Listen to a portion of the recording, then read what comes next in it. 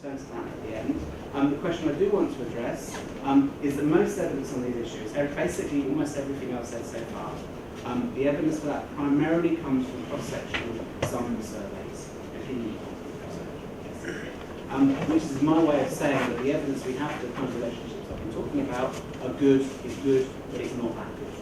It's only based on this cross-sectional sample surveys. I mean, that's a slight caricature of research is slightly more rich than that, but we've got to take the point.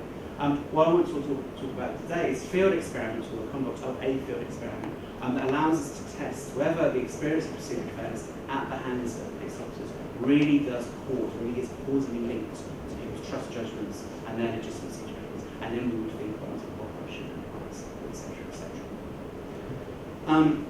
Because cross-sectional data, survey data, can uncover association, but can't uncover causation. I don't go into that. Experiments of the type I'm talking about now do allow assignment of causal effects. And I won't go too much into the conceptualizing experiments, but what they are. But one way of thinking about what an experiment is in this context is to look at the work of Shadi. All experiments, all social experiments, all experiments in general, have four elements that they share in common. Variation in treatment, i.e. you do something to one person or one group of people, whoever the experimental subjects are, you don't do it to another person or another group of people. They have post-treatment measures of outcomes, you measure stuff in the experiment.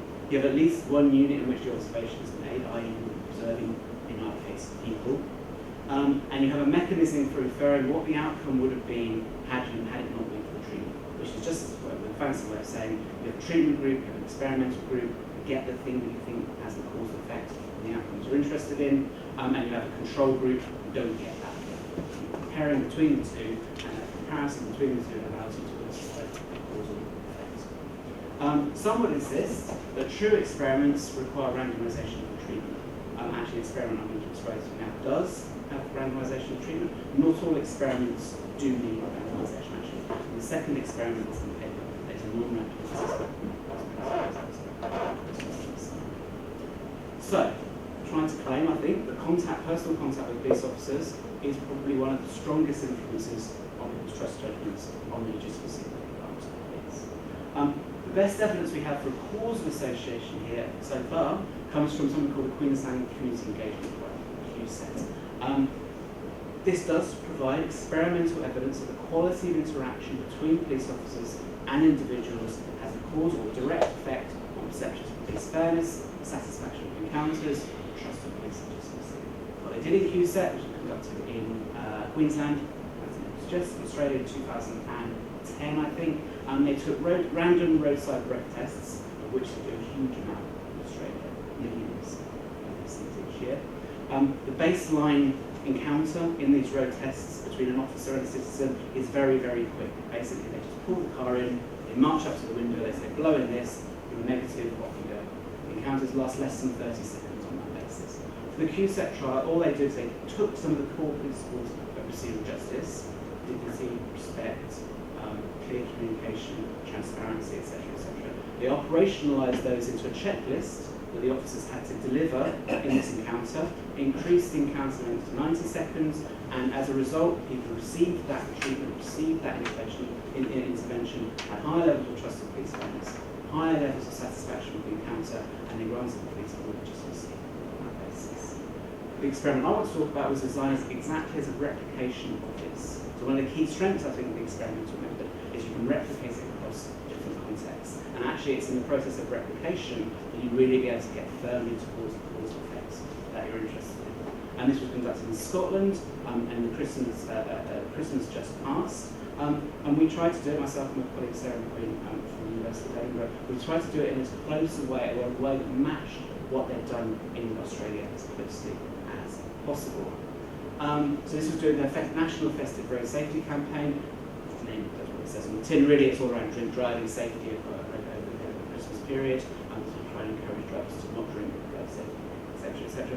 They don't do random stops. They claim, I think they do random stops in effect, but there's a slightly different context. Drivers are stopped by the police with the aim of preventing drink driving and primarily, actually, improving vehicle and driver safety. So they'll pull someone over if they've got broken tail lights, they may or may not give them a ticket for the broken tail light, they'll have a chat with them, they'll say you need to get a broken tail light fixed. If they think that's a good reason, they'll give you a breath test. You get the idea.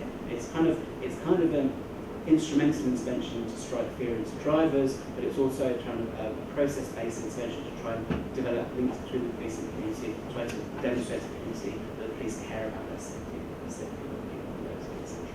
There's around 20,000 stops in Scotland over this period, and we utilised a matched pairs pre-post design.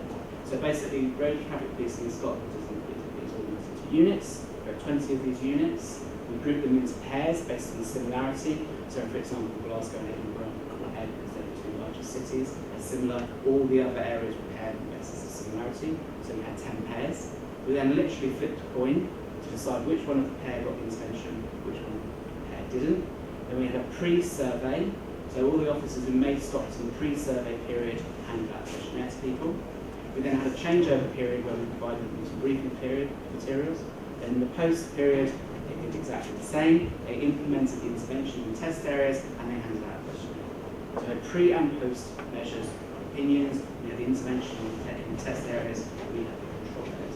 Again, the comparison of what changes between pre and post in test and control areas will give us an idea of whether the intervention we designed really did increase trust and legitimacy. We experienced some difficulties in the design of this. Business as usual in Scotland was different to business as usual in Australia. Remember, in Australia the encounters were very short, 30 seconds. In Scotland they were much longer, much more discursive. Basically the officers were already implementing a lot of procedural justice in the encounters. They were good at explaining to people what they stood. They were good at managing those encounters and demonstrating respect and dignity. So we had a problem here of implementing an intervention that was significantly different to business as usual. But we tried. So what we did is, again, design a checklist. We had a number of key elements officers were asked to try and get across in the process they were encountered. We said, please do all of these things. At the moment, you're probably doing some of them. Can you do one of them at the moment? And we also included a leaflet that tried to explain to people why this testing campaign was running, what the police were going to get out of it, what the public should get out of it in terms of increased road safety, etc., etc. And the key messages were all around respect, quality, trustworthy motives. I explained why they can stop. Dignity, neutrality, all the core aspects of procedural justice theory. And that's just a picture of you. I'm sure you can't see that. That's just a picture of the leaflet that we designed with Police Scotland to hand out. So everyone in the test group got one of these little leaflets. Everyone did not. 4 basic hypotheses we wanted to test. We wanted to see whether the intervention, this procedural justice intervention that we tried to design, increased perceptions of procedural justice during the stop itself, whether it increased satisfaction with the stop, were you satisfied with the way the officer treated you on this occasion, whether it increased trust and confidence in the police, and whether it increased police legitimacy. So 4 hypotheses. Just a quick slide on the kind of beauty of randomisation. This is the vaguely evangelical bit of this. I'm not particularly evangelical about experiments. In some respects, I think it's problematic, but they are very useful if you're into social research. So we've got a very low response rate in this postal survey, as we usually get with postal surveys. We've got less than 8% of surveys had. There's still a sample size of about 800 or something, which is plenty. But because of the randomisation, that doesn't matter. Because the treatment was randomised on the actual response rate is immaterial. It's a non-representative sample. We can't claim this sample is even representative of the people who are out on Scotland's roads over this period. That's not the point. It doesn't have to be a representative sample, again, because of randomisation. So this is why one of the reasons why experiments are quite good, as well as being able to assign causal effects. But what we found is overall, across the treatment and control groups, driver perception of police encounter was very, very positive. So this basically confirmed what we thought originally. Police in Scotland were already very good at doing this. So this meant one thing, and this is what we kind of suspected right from the beginning, our intervention was rather weak, because it wasn't very different from what they were doing at the moment. Compared to the trials of Australia, the intervention was strong, it was quite different. But what we found was, perceptions of procedural justice increased in the control group, that didn't get the intervention, and they fell in the experimental group, which did get the intervention. So it's not that we didn't have any effect at all, we made things worse by the intervention. This is where No effect on trust. Satisfaction with the encounter. Did you like the way the police officer treated you overall? Went up in the control group and went down in the experimental group. Again, we made things worse rather than better. And the legitimacy was about it. So if we go back to our hypotheses, that's just dismissal. Go back to our hypotheses. The intervention damaged perceptions of trust during the intervention decreased satisfaction with the stop, had no effect on trust and confidence overall in the police, had no effect on the legitimacy of the police in some other sense. So why didn't it work? Well, we're still engaged in some research around why it didn't work and why we make things work. But I think we can make some educated guesses. One thing we think we did was bureaucratise the encounter. So we made the officers so concerned with filling in, well, not filling in, but meeting all the criteria that were given in the tick list, they forgot to manage the encounter as human beings. We slightly turned them into robots, if you like. I should say these effects are small, they are statistics. We also suspect that we made the process longer. Again, they were so concerned with doing all the things we asked them to do, stops became longer, they became more intrusive on that basis. They may even have been experienced as procedurally unfair by the people concerned because they were longer. So if you drag things out, you're kind of suggesting to people you don't really respect them all the time. And you're not worried that they might have somewhere to go on to get this over as quickly as possible. It's also possible the effects of the leaflets were negative. It may be something in the design of the leaflet. It may be something about reminding people that they're somehow being accused of being bad drivers, of being stopped. That might have Let's say we're doing some follow-up, but I would say having effect on them at all is great. So this is actually, I was sceptical right through this process that we find any results from this experiment. So I really didn't think we'd be able to have an effect. We did have effect, just because it wasn't in the direction we kind of wanted, doesn't negate the importance of the effect. And actually working out what happened and providing a lot of information for, in this case, the Scottish police and the Scottish government on what they might be able to do in the future. Just last few things to clear up on that. So things can go right or wrong as well as right when you do this kind of research. You really are kind of, if you like, putting your theories, putting your ideas right on the line. You can be proved wrong in kind of absolute sense. How do you deal with these perverse outcomes, theoretically, in policy terms? So, and I'll come back to this point in a minute, but one policy implication of this, if you interpret it in the wrong way, would be that police don't really need to care about civil justice. They're already doing all this stuff fine, they've got no issues with this whatsoever. Well, I can tell you in the context of police and that isn't true. You do have quite significant concerns and problems around implementation and procedure effectively. You could use results for this experiment to say we don't need to worry about this stuff. How do you deal with that? It's almost a presentation issue, it might go a bit into that. Experiments don't really work in isolation. So we might have concluded on the basis of the Q-set trial that this is fantastic, all we need to do is increase the length of encounters, get these officers to what they're doing, and trust and legitimacy will increase. Well, our experiment suggests actually no. You need to be very careful about the kind of implementation, the kind of interventions you design, and how you implement them. Beyond that, I would say replication against risk, replication is really important for us. It's never good enough to do this kind of research once or twice. You have to do it lots of times to learn a body of knowledge.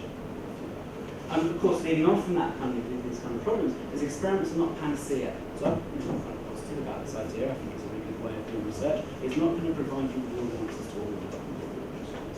They can create as many problems as many questions.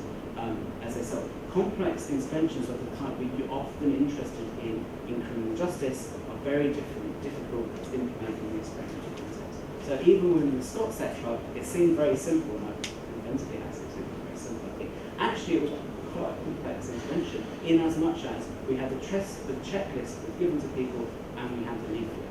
So there's actually two interventions wrapped up in one. If we'd have had a positive effect, a negative effect, we don't know whether it was the checklist we given to the officers or the leaflet that had that effect. We don't know what would happen if we take one away. We'll be able to go with the effect we observed, or we've got another effect. Replication in the future can help solve these types of problems. And that's two interventions. When you think about a youth justice intervention or an intervention in court, they're going to have to have very many different steps. It'll be very difficult to design experiments that can address those types of issues. There's always a problem, and this is best summarised by Nancy Cartwright and surname Hardy there. The problem with experiments, and even for all social research, is that it worked there, but will it work here? We found it worked in Queensland, we found it didn't work in Scotland. work there, but did it work here, is also a problem with implementation. It's experimental, it's RCT, results suggest that its implementation is good. How do you get from the context of the experiment itself to the wider embedding of practice change? And a final thought, I think and this is tapping into some of the bigger issues around this approach, certainly within British criminology and American criminology at the moment. I think there's an increasing preponderance on the experimental method in some sections of criminology. And broadly that's welcomed. It is a methodological advance over the methods and approaches we've been using before. And it's great because you can decide what effects and causes of what you do. It comes with a number of attendant risks, which I spend a lot of time talking about in the paper. But just to summarise the one which I think is probably the most important for me, and I think this approach risks instrumentalising criminal justice research. Basically, you can claim that procedural justice, you should claim, procedurally fair, procedural justice is a good in itself. It doesn't matter if it purchases trust. It doesn't matter if it generates legitimacy. That's just the way that police officers should treat people. And you don't need to rely on the idea that it somehow works to generate trust and legitimacy to say that police systems should be what we should be doing. The danger of experimental approaches are we can say, well, actually it doesn't have much effect. It's a too complicated a social environment for us to expect that any particular intervention around procedural justice will generate an effect in terms of trust and legitimacy. Well, you could then, on that basis, just say, well, we don't need to worry about procedural justice. Well, we can't worry about procedural justice because it seems it doesn't have an effect. That's the danger. And another way of rephrasing that question, and I'll finish here, high customer satisfaction, to inverted commas around it, is again a good in and of itself. We don't need an experiment, we didn't need an experiment to survey drivers in Scotland and find out they were generally very happy with the police officers they encountered. That would be another basis of survey, we would have just done that. So in that way, it's a way of saying that there are lots of research questions that we might be interested in that don't need the kind of approaches I've been talking about today. And the findings of those research projects can be just as important, if not more important, than the kind of things I've been talking about now. And I will finish. Yeah, I think, yes, thank you very much.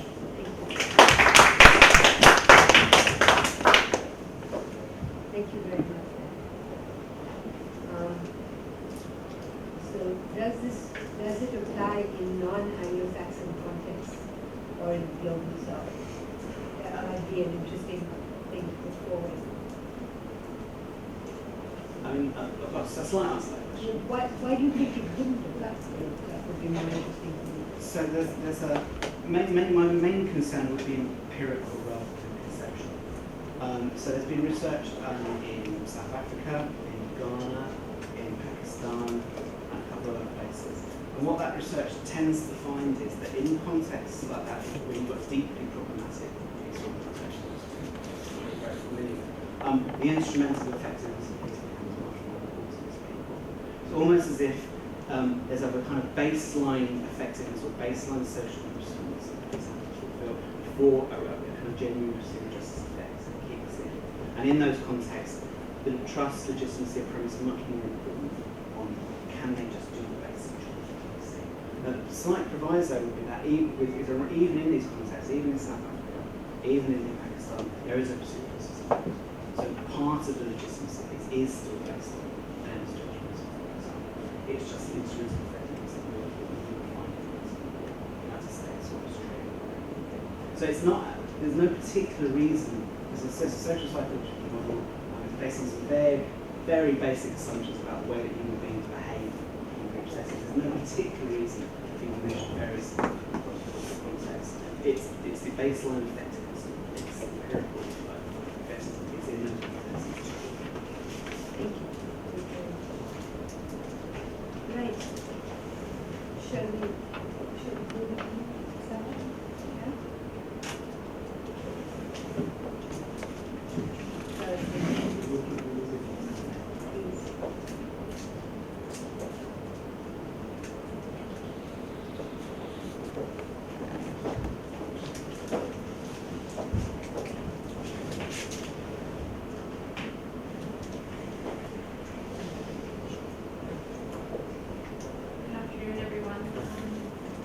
Say thanks again to the organizers of the workshop. I know a lot of people have done a lot of work to make this happen, so thank you to everyone. today I'm presenting a paper that comes out of a larger research project in the UK involving the lived experiences of immigration detainees. So I'm going to talk about, this paper focuses on the themes of waiting and uncertainty in immigration detention. And my argument in this paper is that the material and structural conditions of detention really shape how detainees do time. And it exacerbates the difficult aspects of waiting for decisions that have the potential to really fundamentally alter detainees' life courses. So my approach, I'm a qualitative researcher, so I'm quite different from the sort of approach Ben has just talked about. So I'm really interested in detainees' narratives and using these narratives as a way to kind of really understand how people experience the day-to-day aspects of being detained and how they understand their confinement. So in talking to people who are in detention, themes of waiting and the kind of unique temporal aspects of their confinement have important effective impacts on how they do time and how they cope with the sort of uncertainty of their confinement. So before I start, I just want to tell you a bit about the broader research project and where I'm sort of situated at Oxford. So I'm part of a research team that's led by Dr. Mary Bosworth, and I'm under her research grant that's funded by the European Research Council. So the project, Subject Data to and Penal Power, Incarceration in a Global Age, really looks at issues of border control, the criminalization of mobility, and the ways in which criminal justice extends out to areas that were not normally maybe part of criminal justice, like immigration and sort of services of border control. So the kind of main goals of the project are to develop new methodological and intellectual tools to help understand the global and transnational reach of penal power, and also to revitalize the literature on the subjectivity and identity of criminology. So our little small research team are really interested in notions of gender, of race, of nationality, of language, and how these impact on people's understandings of sort of where they belong in the world. And also in sort of host nations, sort of ways in which those who deem themselves native or of the nation sort of respond to people that are on the move globally.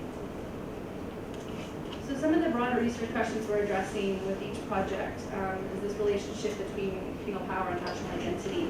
And again, how this relationship is gendered, racialized, and really looking at the experiences and views of those who are subjected to penal power and what this tells us about the limit and nature of the state in a global age. Just so that the presentation makes maybe a bit of sense, I just want to tell you a little bit about what immigration detention is and what it looks like in the UK. So at present, we have 11 immigration removal centres, and there's combined capacity to detain just over 4,000 people. The map sort of shows where they are, and they're really clustered in the south of England and mostly around airports in order to facilitate removal. In 2013, there were just over 30,000 people that went into detention at some point in the year. And maybe perhaps of interest to this group, the top nationalities are Bangladesh, Pakistan, India, and Nigeria. So people who are detained in the UK are really often coming from Britain's former colonies. So we really do see this relationship between people's movement and British Empire and empire building in the past. So who are the people that are detained?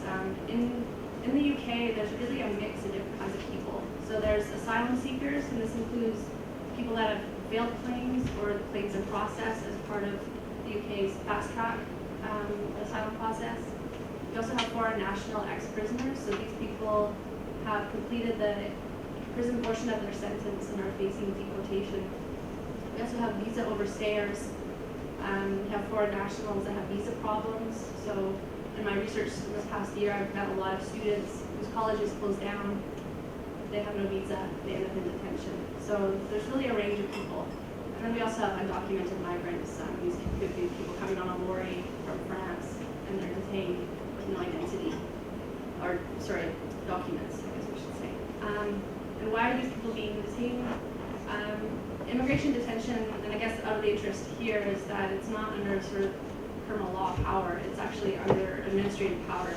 So there's a bunch of different reasons why people are detained. And this can be to determine identity, it can prevent people from absconding while their cases are being processed, and it can also be to sort of hold people in place in order to facilitate removal. So the paper that I'm presenting draws on ethnographic data that's collected, again, as I said, part of the broader project in the UK, and this involves both the in-detention and post-detention experiences of migrants. So I spent about the last year at 4 different detention facilities in the UK, and also I've been talking to people that I met in detention who have either been released into the UK or who have been removed or deported. And the methods I've used are participant observation, interviews, focus groups. I do a survey, but I won't talk about that here. So in speaking to people who are detained, I talked a lot about how they pass their time and how they cope with waiting. So sort of spending time in the detention center, you really realize that people are kind of waiting for things to happen, a variety of things to happen. So that's hence the sort of theme of this paper is on waiting. And one thing I think for this crowd of people interested in law, so the detainees aren't being punished in the traditional sense of sort of criminal law power. And importantly, decisions to detain aren't subject to any kind of automatic judicial review. So one of the interesting or perhaps troubling things about immigration detention is that detainees are confined, but they have fewer mechanisms of oversight and really lesser legal standards that would be available had they been sort of charged or something under criminal law. So I'm just going to quickly show you a couple of photos of the fieldwork sites. This is Capsfield House. It's actually located just 10 miles north of Oxford. So I spent about 51 days there. Yarlswood, this is the primary detention center for women. Colnbrook, this is built to what we call in the UK Category B prison architecture, so it's about a medium security prison. It's quite high security level. This is mostly for men. There's a small women's unit. And Dover, which is run by the prison service, and it is located with a lovely view of France on a clear day. It's on top of a hill. It's in an old fort that goes back into, I think, Napoleonic times. It's a really bizarre sort of space, but yeah. So one of the defining features of immigration is that it's indeterminate. There's no statutory constraint on the length of time that someone can be detained. Now, the UK opted out of the European Union Returns Directive, which limited the duration of detention to a total maximum of 18 months. So for those who are detained in the UK, their detention is really uncertain, it's unpredictable. It may last a few hours, it may not last a few days, it could be weeks, it could be months, but for some people it's years. So this lived experience of detention really becomes one about waiting. It's about waiting it's waiting to know both when and then how detention will end. So is it going to involve someone's release into the community, perhaps in the form of status, or is it going to result in expulsion? So being forced onto a plane or eventually agreeing to go back. So the denial of liberty and the conditions of disease, confinement, do present additional difficulties for them. So they have to contend with significant limits to their agency while they await decisions of a number of different actors, and this includes their immigration caseworkers, judges, detention custody officers, solicitors, and also sort of advocates that may be working in their favor. So this concept of waiting is interesting, I think, because it's an exercise of power. It's one that manipulates others' time. And it's also one way that people experience the effects of power. So although everyone waits, and we all wait on a daily basis for a variety of things, for immigration detainees, the lived experience of waiting in custodial institutions that are sort of characterized by high levels of uncertainty, stress, and unpredictability is really challenging for these individuals. And for scholars of punishment like myself, this notion of doing time in immigration detention raises questions about affect, about agency, resistance, sort of how people cope with this kind of quasi-human space. So waiting in detention is really contradictory, both emotionally and temporally. Emotionally, it's highly anxiety-provoking and stressful for most detainees. Yet, because they're confined, it's also associated with monotony and boredom and kind of day-to-day experience. And in terms of time, the experience of waiting tends to mark how people do time in detention. So every detainee's everyday lives tend to be organized around a variety of different bureaucratic and institutional timeframes, not of their choosing. So I just want to talk about 3 themes that emerged so far in this research in relation to the notion of waiting. So the first is this idea of doing time in a very uncertain and indeterminate context. Now, this experience of not knowing what's happening with one's life was really challenging for most of the detainees I spoke with, but not everyone experienced sort of this waiting to know in the same way. So a number of detainees made sense of their time in detention vis-a-vis the prison and the determinate nature of most criminal sentencing. So one young man I talked to, Erolioba, who's a Nigerian man in his early 20s, he talked about it in this quote, as you can see, compared to the prison. So he says detention is more torturing than the prison, because at least in prison you know how long you're going to be there. But in detention, he's got no idea. So every day he's hoping that the next day is going to bring some kind of end to his condition, or at least some kind of news of what's happening next. So, interestingly, detainees I talked with also felt that this sort of notion, this kind of enforced uncertainty was one way the British government achieved its objectives of getting rid of people. So people were in this constant state of unknowing and uncertainty that eventually they would get tired of waiting and they'd just be like, I just want to go home, I want this over with. And this uncertain nature of detention really affected how detainees did their time. So some tried to impose a kind of order on their day. So one man I talked to, he described his sense of time in each day dictated by the hours in which the Home Office or his caseworker, his solicitor, when he might expect news. So he'd be waiting sort of in the night, in the morning, so after 9 a.m. when business hours started, he'd wait to hear something. If that didn't happen, he'd wait for after lunch. Nothing happened after lunch, he'd know that, well, it's 5 o'clock, everyone's gone home, he'd have to wait again until the next morning. So this really shaped how he did his part, how the sense of time was experienced. And for him, it was a very kind of sticky notion, that it was slow and still and kind of being stuck. So others describe their experience of waiting as being constantly on edge.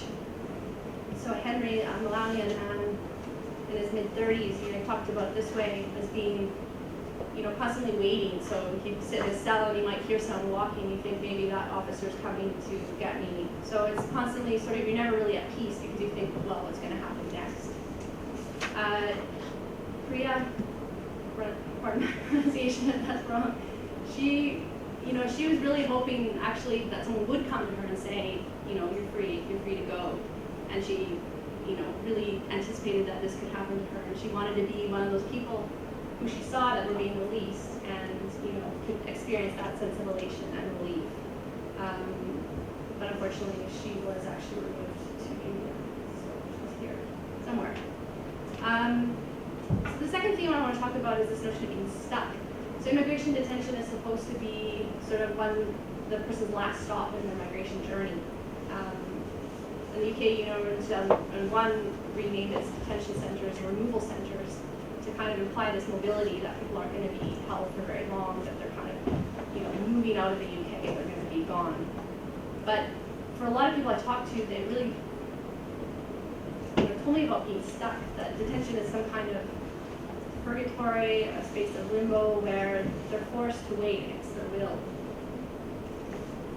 So again, Erolioba, this young man said before, he really says that we're just stuck in the middle. He doesn't know, no one knows what's going to happen next. And for some people, it really can drive them crazy. And a lot of people coped with detention through their faith.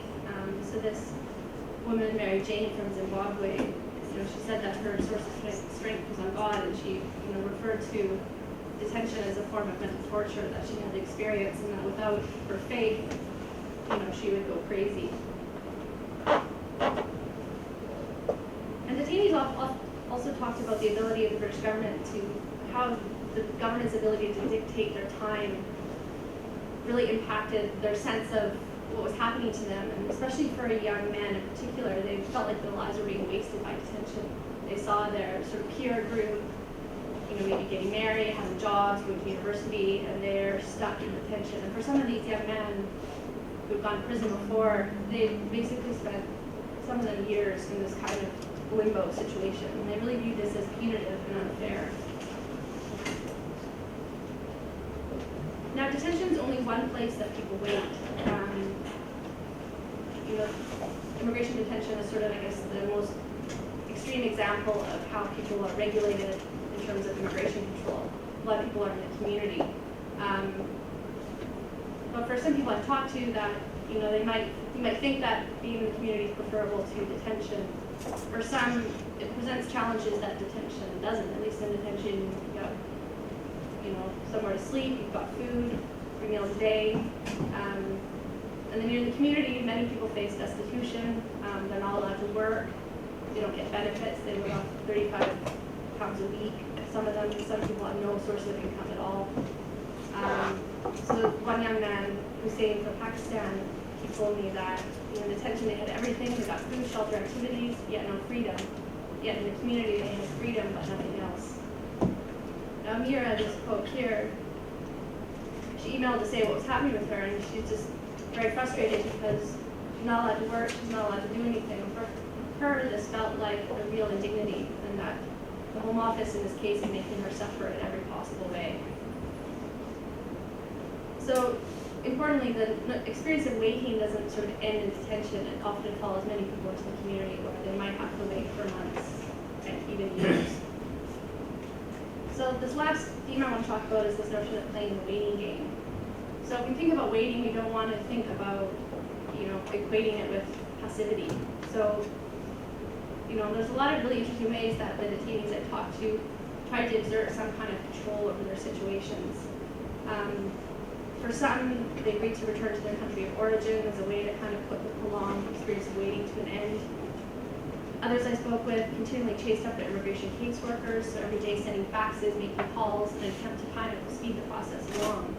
A few others took drastic measures. So one man I talked to, he was really in this limbo position.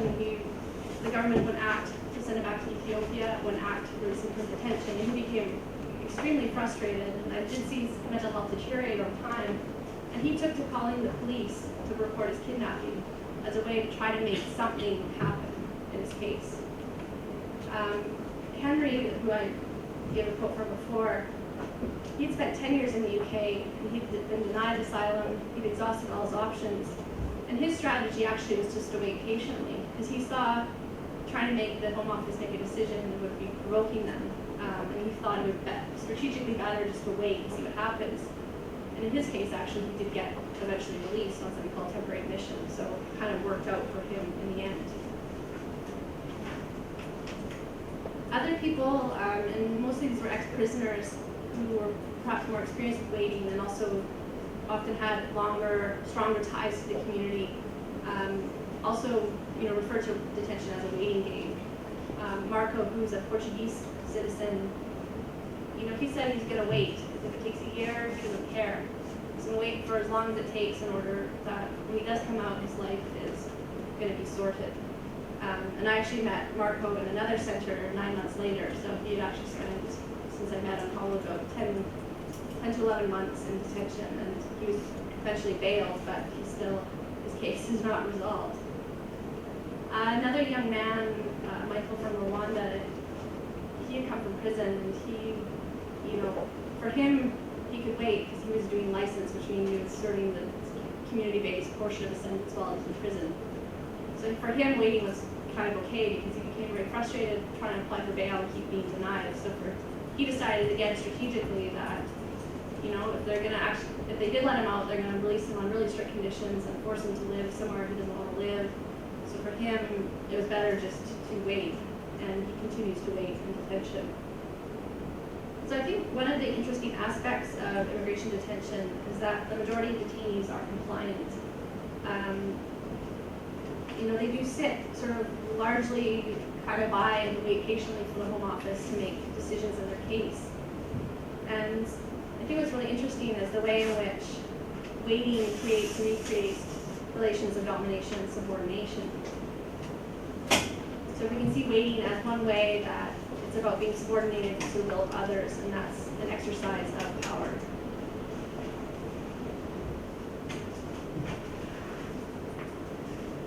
So we can see the interactions of power here. It's not that detainees are powerless. Detention does impose significant constraints on their agency, their ability to change their circumstances. But in the few examples I've given, and hope to elaborate more on that in the paper, is that there are different ways that people who are detained kind of negotiate this waiting, and really do so in often some kind of creative ways, as a way that sort of, makes sense of who they are, where they are, and why they're being held. So one thing I hope to look at a bit more in this paper is the notion of waiting and conditions of uncertainty and predictability as being productive of certain kinds of detained subjects who acquiesce to the dictates of the British government while they wait, hoping for decisions in their favor. But I think if you think practically about it, do you have any other choice but to wait? And I've given a number of people cards if you're interested in any of the research on borders or criminology.